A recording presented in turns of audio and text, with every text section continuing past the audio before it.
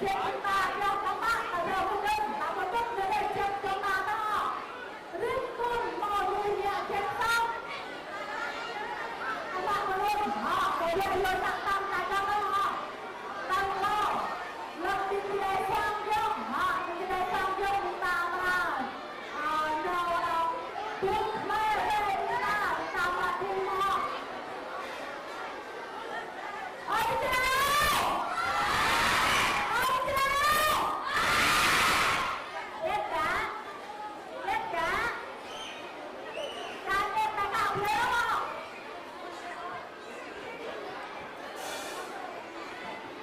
Tình ta sang, ta vô sang mắt, ta đeo cái điều hút đó. Lên lên lên lên, ta quăng ta cầm lên. Lên lên lên không? Đi lên cái này.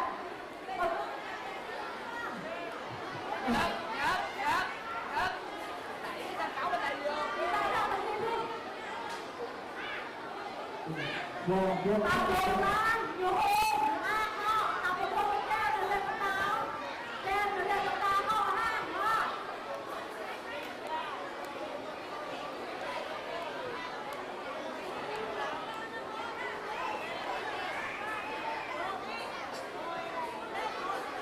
to đi to vô ra một cái vô đi vô đi vô đi cái này là vô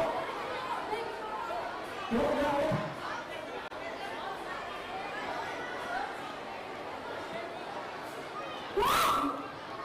Jangan cakap aku.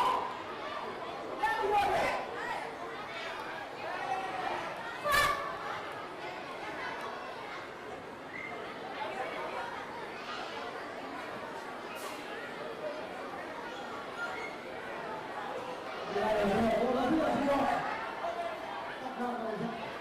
Thảo, Thảo, Thảo.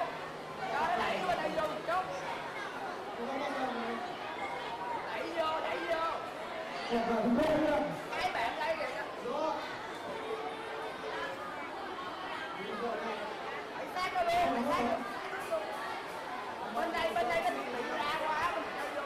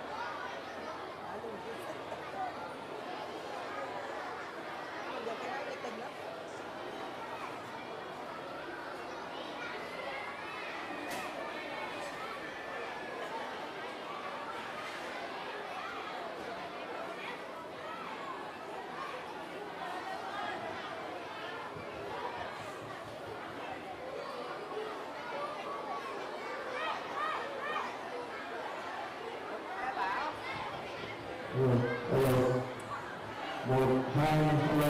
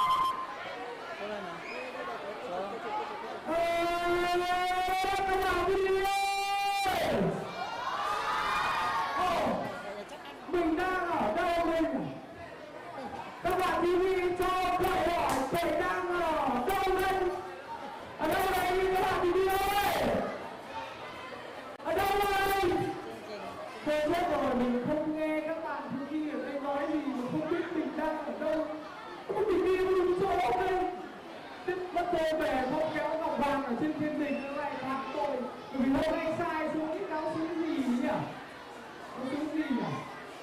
Các bạn cho phải hỏi đây là cáo xuống gì đây? Ôi nhỏ quá, vậy không như thành gì nữa. Bây giờ các bạn làm ơn dùng quậy nói to lên để quậy biết xem là quậy có bị lạc đường không, được không? Được không các bạn?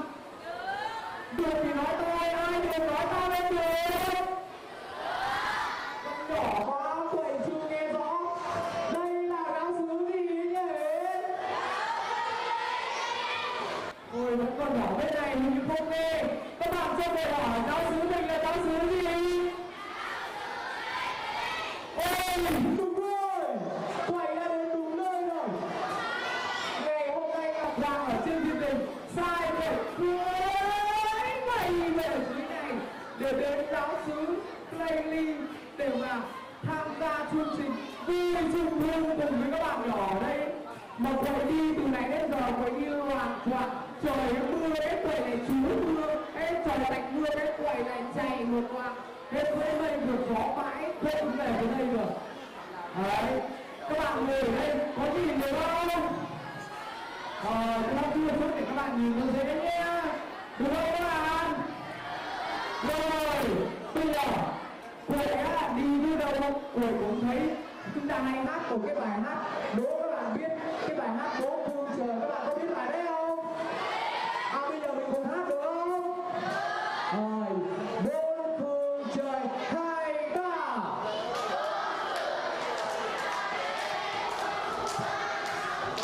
Anh chia dòng đói tiền từ tay ta cái đoàn thân ai trao cho nhau những lời thiết tha, trao cho nhau những lời thiết tha. Mà ông thấy các bạn cứ gì ở đây vỗ tay thì hết trơn á. Tay ở đâu? Tay ở đâu?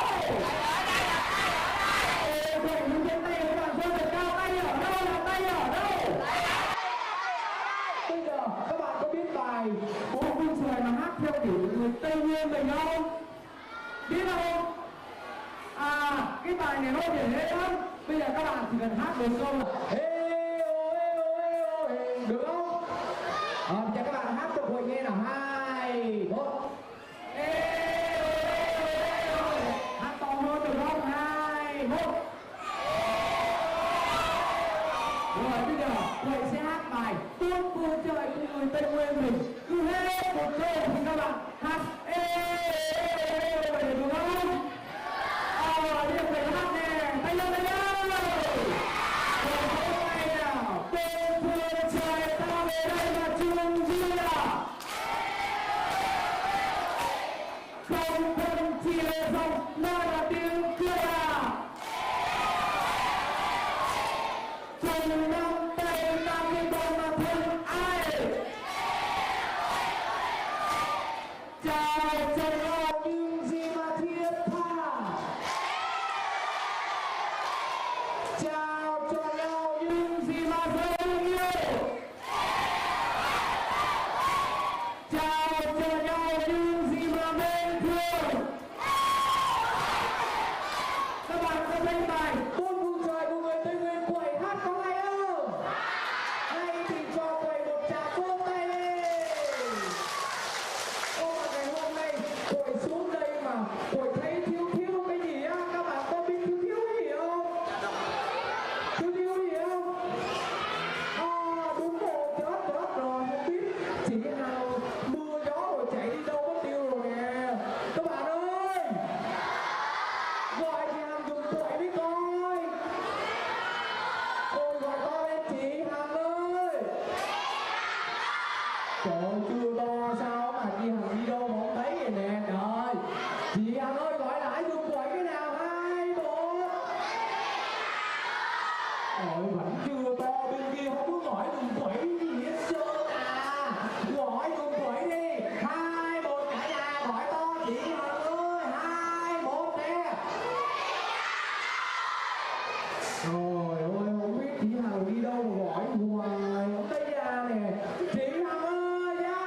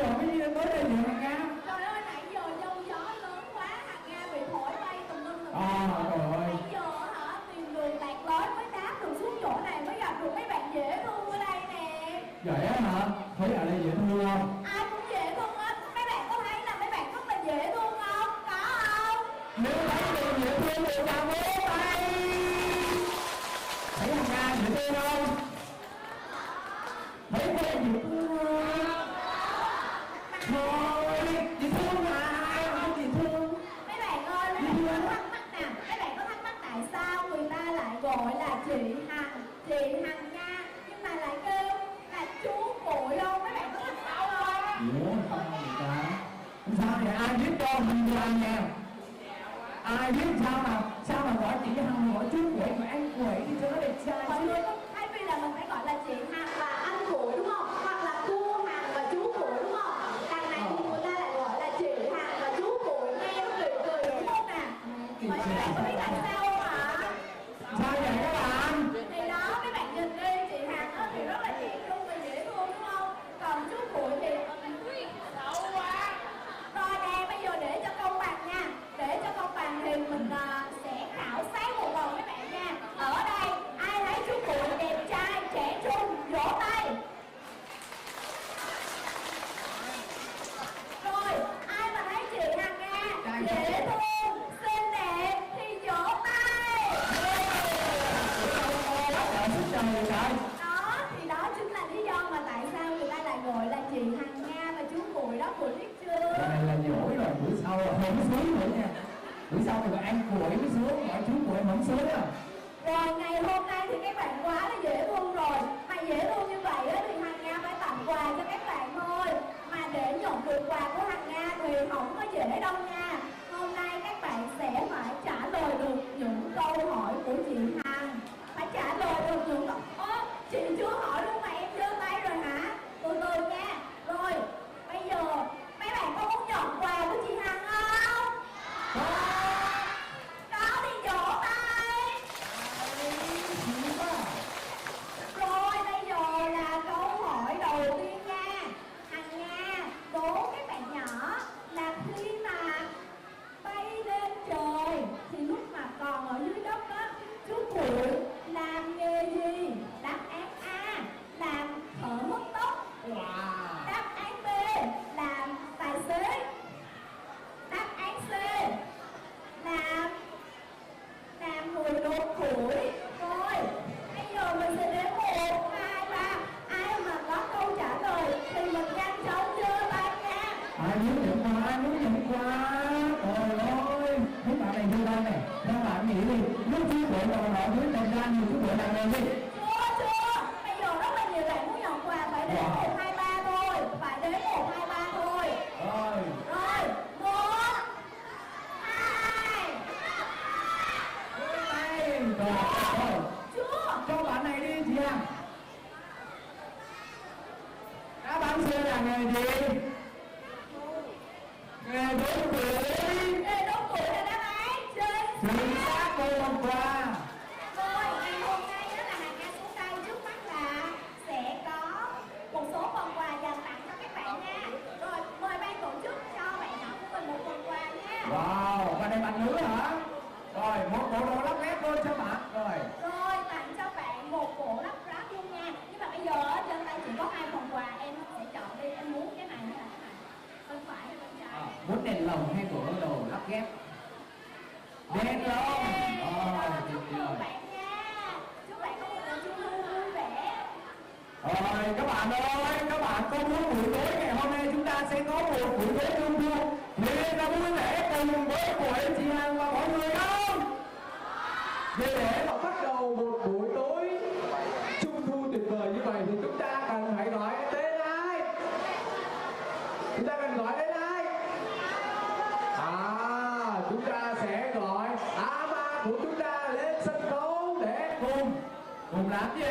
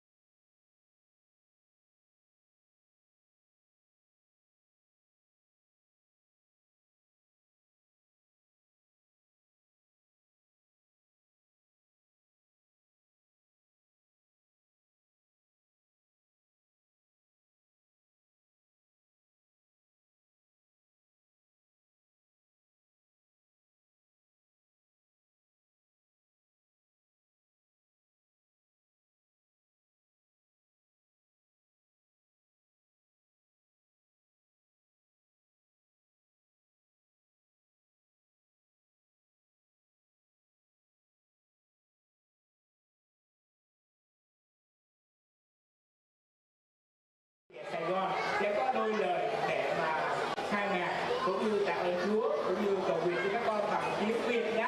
Theo đó bằng tiếng cha hai rồi, giờ nhiều lời cho cha Tâm có đôi lời với các em bằng tiếng Việt. Cảm ơn cha xứ đã cho đoàn Sài Gòn, đặc biệt là các anh chị giới trẻ Sài Gòn có cơ hội gặp gỡ các bạn thiếu nhi ở đây cũng như các anh chị giới trẻ giáo viên cùng với đồng bào ở đây. Trước hết là chúng ta tạ ơn Chúa vì một đoạn đường xa nghĩ rằng là trời mưa khó khăn đến rất là khó khăn, nhưng mà đến đây về một ngày thì ngày hôm nay trời cũng đang nắng và chiều nay thì cũng có mưa một chút, nhưng mà chúng ta vẫn sum họp ở đây vẫn đủ. Và như vậy thì gia tăng thêm niềm vui và xin chúc mừng, và các anh chị cũng muốn chia sẻ cái niềm vui của các anh chị nhân ngày thiếu nhi, ngày trung thu, ngày vui của thiếu nhi, và cũng chia sẻ niềm vui ấy với các em thiếu nhi. Các anh chị có mang đến các em một chút vất vả thôi, là một chút lòng của các anh chị, nhưng mà ở đó diễn tả tình yêu mến, tình thân, tình gắn kết với các em thiếu nhi và quý anh chị ở đây. Và bây giờ thì chúng ta xin bắt đầu khai mạc chương trình. Để bắt đầu chương trình vui trung thu 100 đồng dành cho các em thiếu nhi trong giáo xứ của Lý, chúng ta cũng chào pháo tay tạ ơn Chúa, cảm ơn anh chị trong đoàn Sài Gòn để chương trình niềm vui của người dân chúng ta. Xin trân trọng ca ngợi chào mừng chàng là vỗ tay đồng đoàn dân từ phía sau tiến lên để múa khai mạc đêm 100 đồng hôm nay.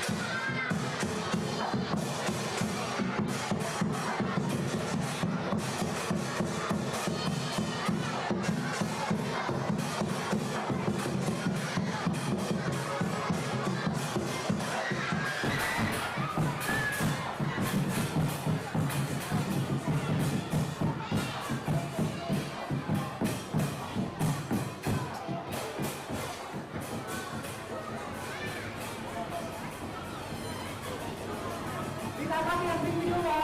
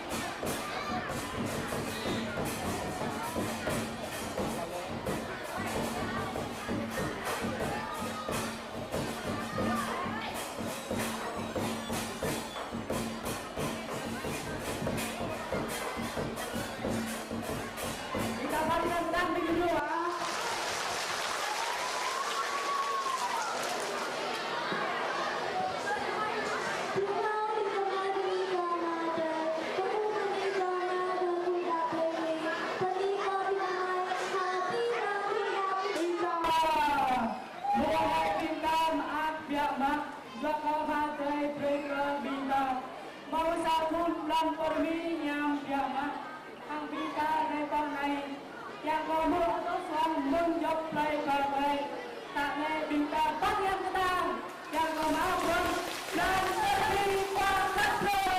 Kita Yun ơi, Vita hôm nay mà không? Giờ này giờ có Vita mà. Vita cũng đi làm đi qua hương sao bác rồi. Tại này thì có một nhà xe, có một là yang thiết hàng ở ngoài phố. Vita ta tới nhà Vita vô à?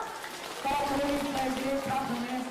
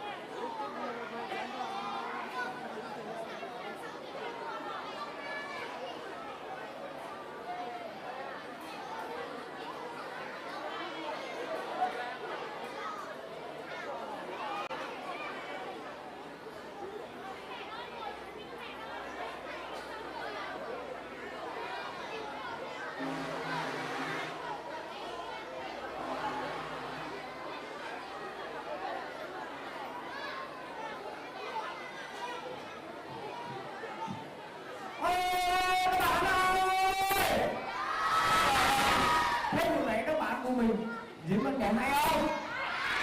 Còn hay mà sao không vỗ tay hết trơn đi trời.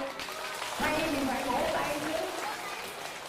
Ôi, vỗ cái tay lên đi, xem mai có giận hờn gì. Hai một, vỗ cái tay lên đi, xem mai có giận hờn gì. Vỗ cái tay lên đi, xem mai có giận hờn gì. Mình là anh em, có chi đâu mà giận hờn. Mình là anh em, có chi đâu mà giận hờn. Sờ cái mũi nhau đi, xem mai có giận hờn gì. Mình sờ cái mũi đâu đi, xem mai có giận hờn chi. Mình là anh em, có chi đâu mà giận hờn. Mình là anh em, có chi đâu mà giận hờn. Ai muốn có quà thì mình giơ tay. Ai muốn có quà là mình giơ tay. Ai giơ tay? Rồi, câu hỏi đầu tiên ai muốn có quà? Đó là ai biết tên thánh và tên đầy đủ của A Bình nhà mình tên là gì? 30 giây suy nghĩ và trả lời. Bắt đầu. Ủa, không biết tên thánh A Bình nhà mình là gì đó hả? Không ai biết không? Rồi mai mốt làm sao mà chúng con cầu nguyện cho A Bình? Ai biết giơ tay rồi, có một bạn biết nè. Rồi, có. Bạn hãy nói cho quỷ biết. Đúng không các bạn?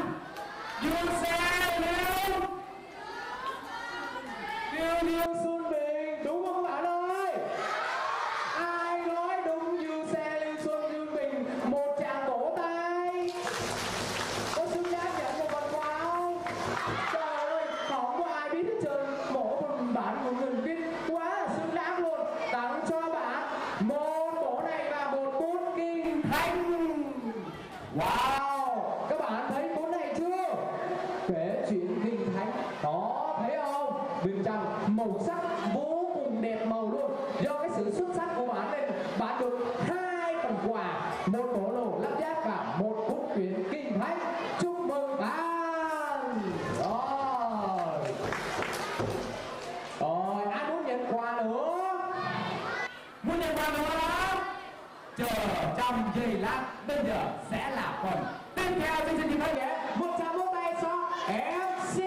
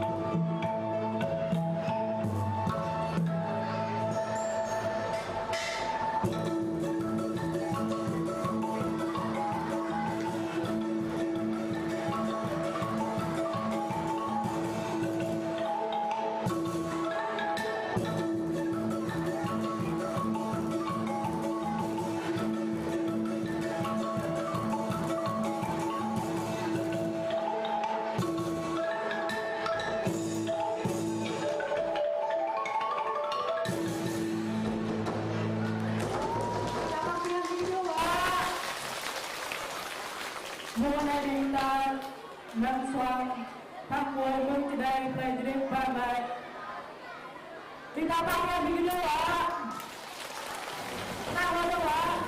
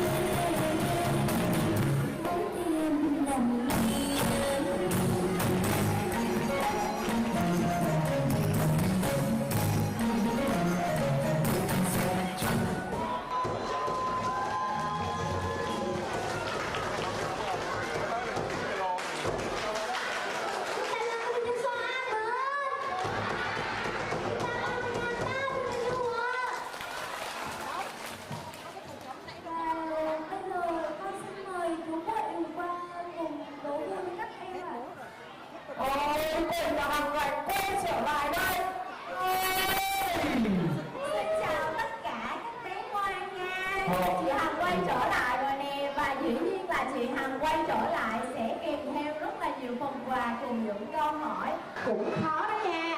Quay trở lại và lợi hại hơn xưa, đúng không?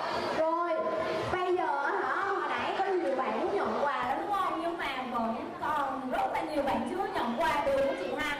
Rồi bây giờ mọi người muốn nhận quà của chị Hằng không? Có muốn không? Có thì lắng nghe câu hỏi thật là kỹ nha. Quá chị Hằng ơi, quà hấp dẫn quá. Quà rất là hấp dẫn nha, cho nên là ở đây ai mà thích lắp ráp nè ha là phải cố gắng trả lời nha. Rồi bây giờ là câu hỏi của chị Hằng, mọi người chú ý lắng nghe nha. Đố tất cả các bạn, ngày Tết Trung Thu là ngày mấy? Đáp án A là ngày 13 tháng 8, đáp án B là ngày 14 tháng 8 và đáp án C là ngày 15 tháng 8. Rồi. Ở xa xa ơi mọi người có muốn chơi trò chơi để nhận phần quà không? Sao mọi người không giơ tay vậy? Câu hỏi này rất là dễ. Dễ quá, dễ ăn quà luôn á. Rồi, 4, 2, mọi người bỏ tay xuống để bỏ tay xuống. Nghe bà thấy đưa liền nè. 1, 2. Chú Hằng đã đếm ba đâu? Đã đếm ba bao giờ? 2 rưỡi. 2 rưỡi nữa bà này chơi khó mà. 3. Wow, rất nhanh luôn, quá nhanh, quá nguy hiểm. Rồi, xin mời bạn này đi chị Hằng. Bạn này cho về chỗ nha, bạn này là ban ngày bao nhiêu luôn? Ngày 14, bạn nhỏ có câu trả lời là ngày 14 tháng 8, không biết đáp án là gì, có đúng chưa chị Hằng? Ngày 14 tháng 8 là một đáp án để chị Hằng nhớ coi. Xin chúc mừng bạn. Sai rồi. Cho nên là sẽ nhường lại cho những bạn khác. Sao mà sao? Dễ mọi người, dễ lắm. Ngày bao nhiêu rồi?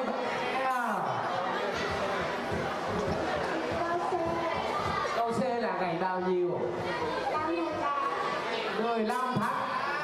Ngày 15 tháng 8 là đáp án chính xác. Chúc mừng bạn nha. Và đây là 3 phần quà. Quà đầu tiên, xin trân trọng giới thiệu đây là bộ robot Spaghetti Inbound được sản xuất tại công nghệ Liên Hợp Quốc. Đây là cuốn sách kể chuyện kinh thánh thí điểm. Bạn chọn cuốn sách nào? Bạn có phần quà nào? 30 giây cho bạn lựa chọn. Kể chuyện kinh thánh. Sau này bạn có đi tu không? Có đi tu không? Nói câu giống với C ở bên cười cái con. Trả lời, nhưng mà lựa chọn kinh thánh là một lựa chọn hết sức sáng suốt. Chúc mừng con. Rồi, với có một câu hỏi là kể chuyện kinh thánh, còn 200 phút kinh thánh ở trên kia nữa. Rồi bây giờ sẽ còn một câu hỏi nữa nha. Đố các bạn là ngày xưa khi mà Tết Trung Thu, các bạn có biết là tại sao mà cuội bay lên trời không? Chị Hằng cũng không biết nữa. Nhưng mà bây giờ chị Hằng sẽ hỏi các bạn một câu như thế này nha. Đố mấy bạn chứ ngày xưa khi mà chú cuội bay lên cung trăng á, chú cuội nè bay lên cung trăng á, thì chú cuội bay cùng với. Ủa? Cô chưa hỏi mà sao con biết vậy? Rồi khi mà chú cuội bay lên cung trăng cùng với cây gì? Trời ơi dễ quá. Mọi người ơi, chú cuội bay lên cung trăng cùng với cây gì vậy? Cung trăng với cây chuối hồng, bay lên cung trăng với cây xoài chuối lét, hay là tôi bay lên cung trăng với cây vú sữa? Bây giờ thấy một em bé nhỏ xíu, mời con lên đây. Mời con lên đây nha. Mời con lên đây với cô. Đưa tay cho vui thôi chứ không biết. Nghi rồi. Mọi người ơi, khán giả hướng nội quá cho nên là sẽ mời một vị khán giả khác nha. Ồ, nhanh lên chị Hằng ơi. Rồi, Nhiều bạn có chuyện quá à. mời bạn lên đây nha. Rồi bạn giới thiệu với mọi người bạn tên là gì và bạn chọn đáp án như thế nào, quay xuống cho mấy bạn thấy cái mặt đẹp trai của mình. Quay xuống tự tin lên. gì và đáp án của con là gì?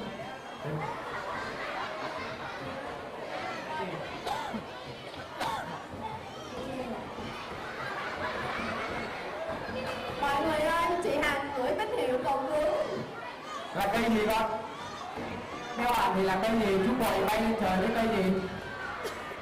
Không biết. Thôi mất thời gian quá, một câu khác nha.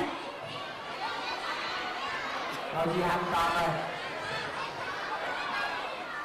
Rồi thấy bạn này mãnh liệt quá rồi, đâu lên đây. Bạn này là một vị khán giả rất là mãnh liệt ngày hôm nay nha mọi người ơi. Rồi, con giới thiệu cho mọi người biết đi, con tên là gì và đáp án của con là gì. Cô nhắc lại nha. Chú Bụi bay lên khinh trang cùng với cây gì? Quay xuống, quay xuống. Cây đa. Cây sỏi. Đúng rồi, vỗ tay cho bạn Nhân. Trời ơi, chúc mừng Nhân. Trời ơi, đúng là có cây đa kia có thằng quần áo không có chụp. Ôi mà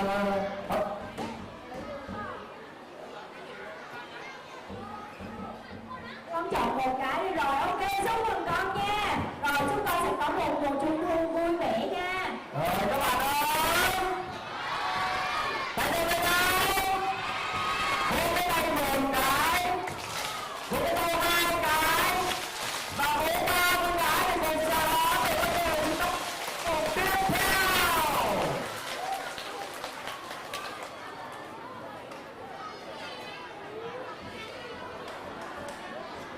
Chúng ta đang có bao nhiêu đố vui chúng ta ăn nữa.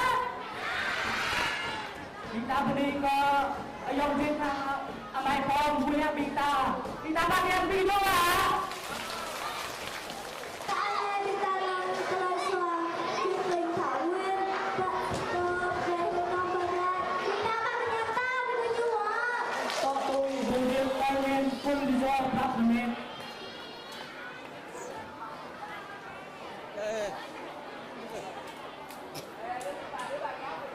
Cái này nào.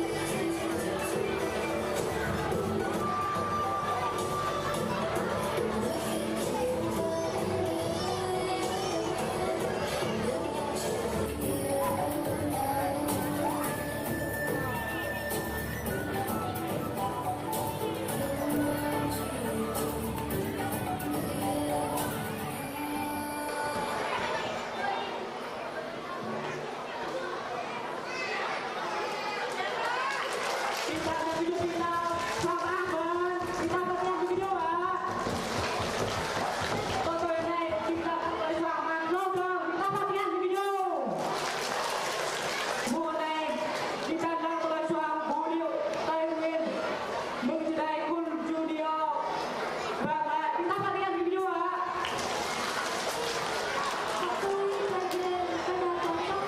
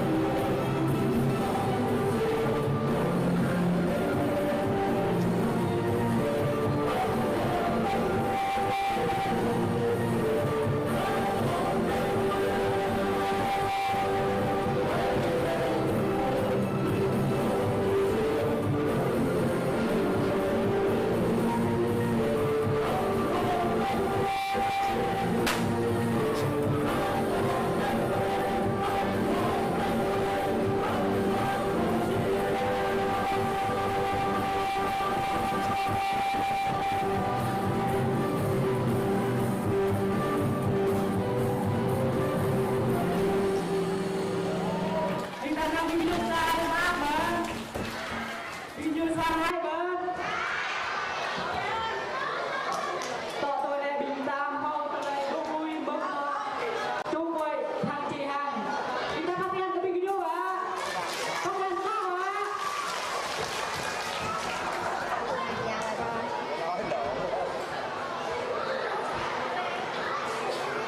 Ôi trời ơi, nhìn thấy quậy là nhìn thấy quà các bạn ơi. Thấy quậy có vui không? Rồi, mình vỗ cái tay cho đều là mình vỗ cái tay cho đều này. Áo nha. Nào mình vỗ cái tay cho đều. Mình vỗ cái tay cho đều. Nào mình vỗ cái tay cho đều. Hey, vui không vui không? Biết hát bài vui là vui quá. Biết bài hát này đó không? Ai hát được? Vui là vui quá. Hay. Vui là vui quá. Vui là vui ghê. Vui không chỗ nào chê. Vui là vui quá. Vui là vui ghê. Vui không chê chỗ nào. Bây giờ muốn nhận quà không? Vừa nãy chị Hằng đố, bây giờ quậy đố này. Đố các bạn biết đó là chị Hằng có nuôi một cái con gì mà hay đi chơi lang thang cùng chặt với chị Hằng á. Mà vừa rồi Thảo đã vừa bắt roti à. Đố biết con gì mà vừa chú rồi bắt roti đó rồi. Con gì ra chưa 3 2 1 này 3 2 1 chưa tay là chưa nhá. Bỏ cái 3 2 2 2 1. Quá nhanh quá nguy hiểm luôn.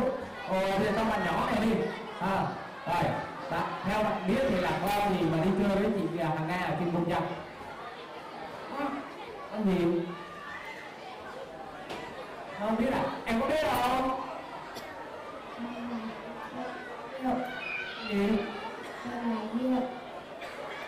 Là con gì ta? Không biết luôn á. Rồi, bây giờ một con ăn này đi. Con chó hả? Đây phải là hoa thiên thần đó. Mọi người nói thì ra là chị Hằng có nuôi. Thì ra là chị Hằng có nuôi một con chó mà chị Hằng không biết. Hôm nay em mới biết được nhà con chó. Giờ không phải nó bán đó rồi. Rồi, nhưng em có biết không? Rồi, làm này đi. Bạn áo màu này. Con gì? Con gấu. Con gấu á hả? Trời ơi, gì mà con gấu ở nhà? Có không? Chị Hằng không có nuôi con gấu đâu. Có con gấu ba bảy rồi, có nuôi.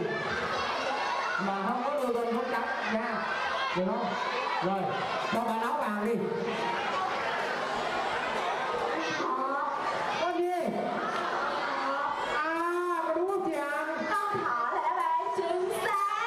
Nói nhỏ này, con thỏ nó bán chính xác rồi đó, cái 10 rồi anh mới roti rồi. Có biết roti không? Là đưa quay rồi đó. Rồi bây giờ em sẽ lựa chọn một trong hai phần quà. Chuyện kinh thành hay robot lắp ráp. Tết Super Hero Police. Còn gì? Rồi, Police. Rồi, một trăm đôi tay. Chúc mừng bạn. Dành cho bạn. Rồi, nhận quà, chia đi. Nhận quà, chia đi. Ai muốn nhận quà? Rồi, bây giờ câu hỏi tiếp theo nè. Câu hỏi tiếp theo. Ôi, sao vậy? Cụi ơi, Cụi có thể hỏi cái gì mà dễ cho mấy bạn dễ lấy quà không? Bởi vì Rồi, bây giờ hỏi một câu hỏi liên quan đến giáo xứ của mình đi. Giáo xứ của mình có mấy giáo môn, biết không? Không biết hả? Không ai lên đây luôn. Không biết giáo môn.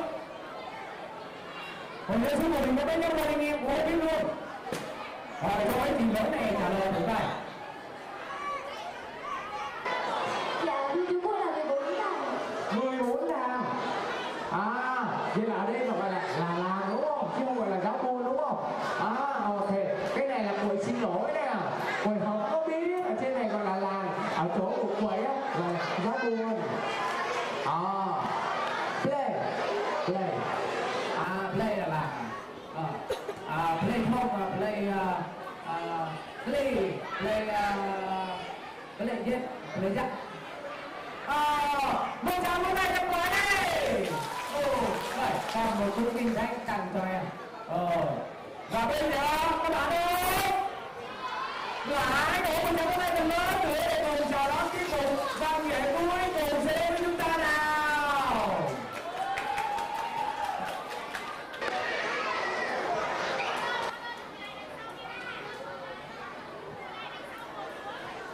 Nên tôi quay anh em con mau cái vui chúng ta anh em đi đua à.